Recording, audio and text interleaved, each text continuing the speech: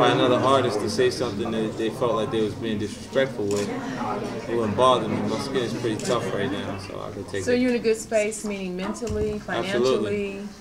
Or both, you know. But I meant mentally when we started.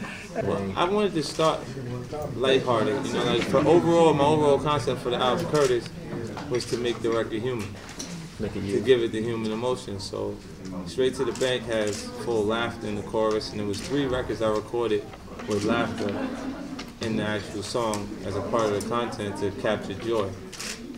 And you know, there's a song I did with Akon called "I Still Will." I'm giving you the radio version. The real title is "I Still Kill," but it captures the aggression that's necessary for you to just to pretty much function in the environment. Just to see through your eyes. Absolutely, and I mean, the song I did, Robin Thicke, has a more mature content to it. You know, I'm clear with who his audience is, and the reason his record sales are growing at a steady pace right now is because he's you know, it's an older demographic of people that enjoy his music right now. So, you know, it's a more mature crowd. Made perfect sense for me to utilize him on that song. Exactly. How challenging is it to collaborate with different artists in terms of, do you just go up to them and say, I want to work with you? Or they actually respond to me very well. Like, I mean, cause they understand that it's not necessary for me to have them. Like, I could do it, make my records. I've recorded my last 2 albums all by myself. I didn't work with anyone outside of G-Unit. You know, and it's all artists that I established and brought together, you know, so when I approach them, they're excited about the idea, and then later we come up with the actual concepts of the records to make it an actual event. Turn yourself for a moment, and then get back to that, you know. It's difficult when you're trying to provide an opportunity and position other artists on a level. Of course, at this point, I'd like to find 50 Cent. Like to find an artist that can function. I think 4 things make a celebrity or a star.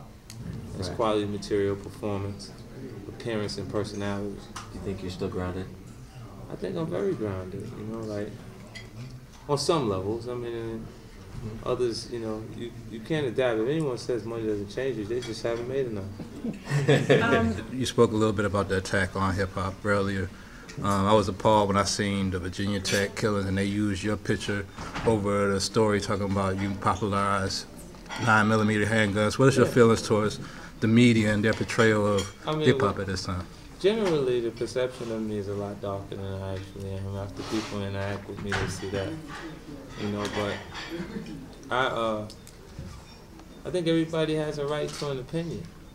You know what I'm saying? On some levels, it's negative, but they do actually have that right. And if I didn't take that standpoint mentally, I would probably be shaving my head like Britney. But it's once you offer them so much of you and they do what they want with it, that you can actually lose. So that doesn't affect you? You don't soak it in mentally, you just kind of let it bounce off? The majority of those people, probably the guy that decided to associate me with the guy who kills 30 people at Virginia Tech, is probably such a conservative American person that he shares the same views as Oprah Winfrey and Bill O'Reilly. You know, and it's definitely understandable. You know, like if they don't enjoy hip hop as an art form, the majority of people who don't just don't actually understand it. This is 50 Cent, and you're watching BLACKTREE Media, 626, new album Curtis and Stars. Did you turn it